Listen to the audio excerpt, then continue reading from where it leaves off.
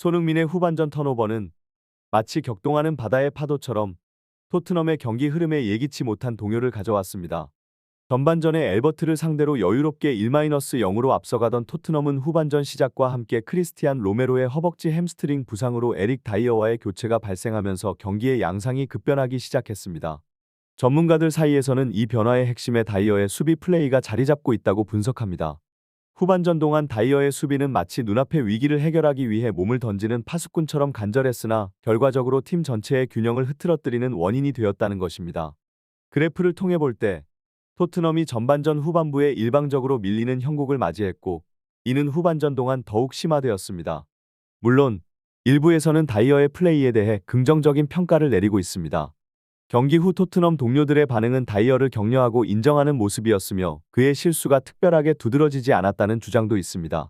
하지만 다른 전문가들은 다이어의 몇몇 실수가 동료들의 커버 플레이에 의해 드러나지 않았을 뿐이라고 지적하며 이러한 실수들이 손흥민을 비롯한 토트넘 선수단 전체의 경기력에 영향을 미쳤다고 분석합니다.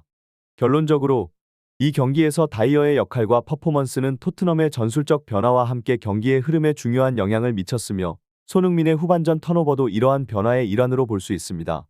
이는 축구가 개인의 실수나 성과뿐만 아니라 팀 전체의 조화와 전술적 대응에 따라 크게 좌우되는 스포츠임을 여실히 보여주는 사례라 할 수 있겠습니다.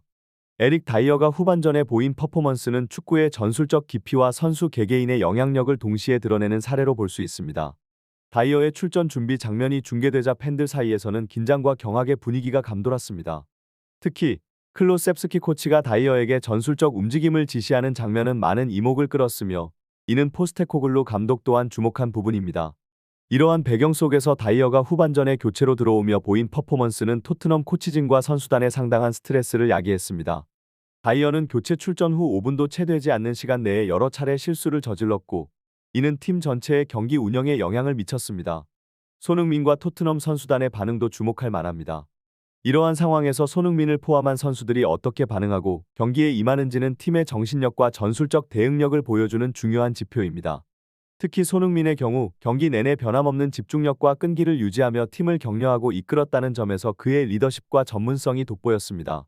결론적으로 다이어의 후반전 퍼포먼스와 토트넘 선수단의 반응은 축구 경기가 단순히 기술적인 측면을 넘어서 전술적 지능, 정신력 그리고 팀워크의 조화로 이루어진다는 것을 잘 보여주는 사례라 할 수 있습니다.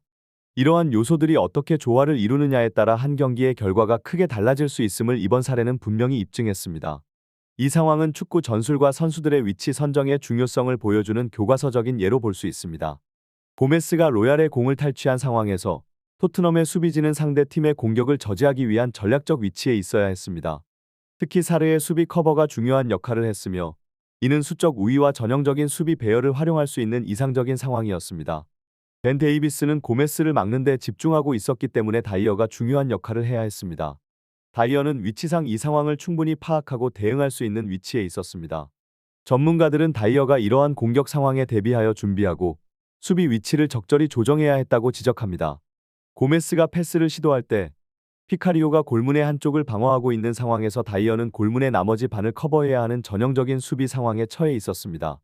이는 수비의 기본 원칙 중 하나로 골문을 효과적으로 보호하기 위해서는 수비수들이 상호 보완적으로 위치를 잡고 골문을 나눠서 책임져야 합니다.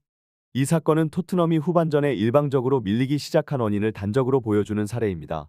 수비진의 위치 선정과 상황 판단, 그리고 상대 팀의 공격에 대한 적절한 대응이 경기 결과에 큰 영향을 미칠 수 있음을 잘 보여줍니다. 이러한 상황은 축구에서 단순한 기술적 능력을 넘어서 전술적 이해와 팀워크의 중요성을 강조하는 좋은 예시가 됩니다. 이 사례는 에릭 다이어의 수비 위치 선정과 반응 속도의 문제점을 지적하는 또 다른 예로 볼 수 있습니다. 공이 전진할 때 피카리오는 골문의 반을 책임지기 위해 적절한 포지셔닝을 완료했으나 다이어의 시작이 늦은 바람에 골문 쪽에 빈틈을 내주었습니다. 상대팀은 이 공간을 이용해 정확한 슛을 시도했고 골망을 갈랐지만 다행히 부위에 의한 판독으로 골이 취소되어 다이어에게는 일종의 행운이 따른 장면이었습니다. 후반 61분경에 발생한 유사한 상황에서도 다이어의 문제가 재차 드러났습니다. 상대팀의 공격을 마크하기 위해 스킵이 한 명의 선수를 벤 데이비스와 로얄이 두 명을 마크하는 동안 손흥민도 수비 커버를 위해 후퇴하고 있었습니다. 이때 에버턴의 한 선수가 침투했으며 클로셉스키가 잠시 이 선수를 마크하다가 다이어에게 인계했습니다. 하지만 다이어는 주변 상황을 충분히 인식하지 못하고 공을 잡은 선수에게만 집중하고 있었습니다. 이로 인해 침투하는 선수를 간과하고 잘못된 위치에 머무는 실수를 저지르게 되었습니다. 이러한 상황들은 다이어의 수비적 판단과 위치 선정의 문제점을 드러내며 팀 전체의 수비 전략에 영향을 미쳤습니다. 특히 축구에서는 각 선수의 위치 선정과 상황 판단이 전체 팀의 성과에 결정적인 영향을 미칠 수 있기 때문에 이러한 실수는 큰 문제로 다루어져야 합니다. 이러한 상황은 선수 개인의 기술적 능력과 함께 전술적 이해, 주변 상황에 대한 인식 능력이 얼마나 중요한지를 여실히 보여줍니다. 분석된 상황들은 센터백으로서 에릭 다이어가 경기에서 필요한 전술적 이해와 신속한 반응을 보여주지 못했음을 드러냅니다. 앞선 상황에서 얻은 교훈을 바탕으로 센터백은 적의 공격 경로와 공을 받을 공격수의 위치를 예측하고 그에 따라 적절하게 스타트를 끊어야 합니다.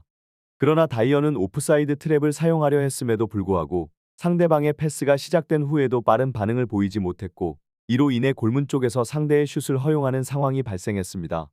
다행히 골대에 맞고 나가는 행운으로 더 큰 위기를 모면했지만 이는 다이어의 위치 선정과 반응 속도에 문제가 있음을 시사합니다. 수비뿐만 아니라 빌드업 상황에서의 다이어의 퍼포먼스도 지적되고 있습니다. 후반 53분에 다이어가 스킵에게 패스한 후 이어진 빌드업 과정에서 다이어는 올바른 위치에 있지 않았습니다. 스킵으로부터 패스를 받기 위해 적절한 위치로 이동해야 했음에도 불구하고 앞쪽에 위치한 브랜든 존슨과 페드로 폴로에게 공을 연결하는 데 필요한 위치 선정을 하지 못했습니다. 이로 인해 상대팀은 빌드업의 시작점인 사르를 알아채고 4명의 선수가 에워싸며 압박을 가했고 이 상황에서 사르가 탈압박에 실패하면 결정적인 위기에 처할 수 있는 상황이었습니다. 이러한 상황들은 다이어가 경기 중 중요한 순간에 적절한 위치 선정과 신속한 반응을 보여주지 못했음을 나타냅니다. 축구에서는 각 선수의 위치 선정과 적시적인 반응이 팀의 전체적인 전술적 운영과 경기 결과에 중대한 영향을 미칩니다. 따라서 선수 개인의 기술적 능력뿐만 아니라 전술적 이해와 상황 판단 능력이 매우 중요하며 다이어의 경우 이러한 부분에서 개선이 필요함을 보여주는 사례로 볼 수 있습니다. 먼저 스킵이 빈 공간으로 뛰어들어 상대 선수들을 끌어내는 동안 사르가 스킵에게 패스할 척 속임수를 사용한 후 다이어에게 패스합니다. 이후의 과정에서 다이어의 패스 미스는 상대 팀에게 역습 찬스를 제공했습니다. 상대 팀이 신속한 얼리 크로스를 올린 상황에서 에메르 송이 헤더로 방어하는 모습, 그리고 글루셉스키와 손흥민이 수비 커버를 위해 내려오는 모습은 팀의 수비 조직력과 개별 선수들의 반응 속도를 시사합니다. 손흥민의 경우 후반전에 토트넘의 수비를 지원하기 위해 반복해서 최후방까지 내려오는 모습이 보입니다. 이는 손흥민이 팀을 위해 많은 노력을 기울이고 있음을 보여주지만 반면에 공격 시에 드리블이나 패스 미스가 나오는 원인 중 하나로 지적됩니다. 이는 공격수가 수비에 지나치게 에너지를 소모할 경우 공격력이 저하될 수 있음을 나타냅니다. 다이어의 경우 두 번째 상황에서도 비슷한 문제가 발생합니다. 상대 팀이 토트넘의 빌드업을 방해하기 위해 압박을 가하는 상황에서 다이어는 적절한 위치로 이동하여 브레넌 존슨이나 페드로 포로에게 패스를 연결해야 했으나 이를 실행하지 못했습니다. 이는 다이어가 전술적 이해와 상황 판단에서 부족함을 보이고 있음을 나타내며 팀의 공격 전개에도 영향을 미치는 부분입니다. 이러한 상황들은 토트넘의 경기에서 각 선수의 역할과 기여도 그리고 전술적 의사결정의 중요성을 강조합니다. 한편으로는 개별 선수의 능력과 전술적 이해가 전체 팀 성과에 어떻게 영향을 미치는지를 보여주는 사례로 볼 수 있습니다. 이 상황 분석에서는 토트넘의 경기 운영과 개별 선수들의 퍼포먼스에 대한 팬들의 실망과 비판이 잘 드러납니다. 특히 에릭 다이어의 경기 중 행동과 후반전의 전반적인 전술적 문제점이 주목받고 있습니다. 분석에 따르면 사르가 스킵에게 패스를 한 후 스킵, 로얄, 클로셉스키를 거쳐 왼발 편향의 클루스프스키가 브레넌에게 패스를 하는 과정에서 만약 다이어가 적절한 위치에 있어 공을 받았다면 여러 토트넘 선수들이 체력을 소진하지 않고 더 효율적으로 공을 운반할 수 있었을 것이라고 지적합니다. 이는 다이어의 전술적 이해와 위치 선정의 중요성을 강조하는 부분입니다. 팬들 사이에서는 토트넘이 후반전에 밀리는 원인에 대한 이해가 부족했던 것으로 보입니다. 이러한 상황 분석을 듣고 나서 팬들은 다이어의 퍼포먼스와 경기 후의 행동에 대해 실망과 화를 표출하고 있습니다.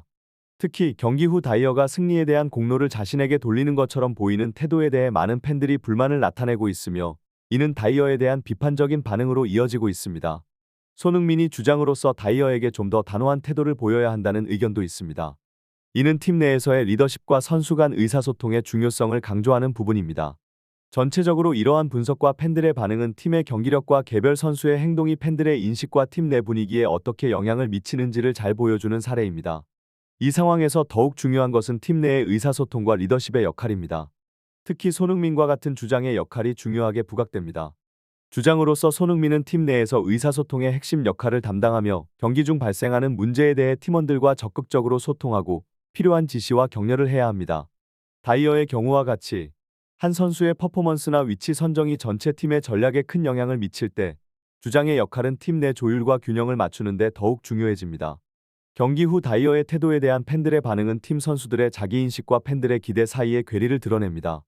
팬들은 경기에서의 각 선수의 기여도와 팀 전체의 성과에 대해 예민하게 반응하며 선수 개개인의 행동과 성과에 대해 높은 기대를 가지고 있습니다.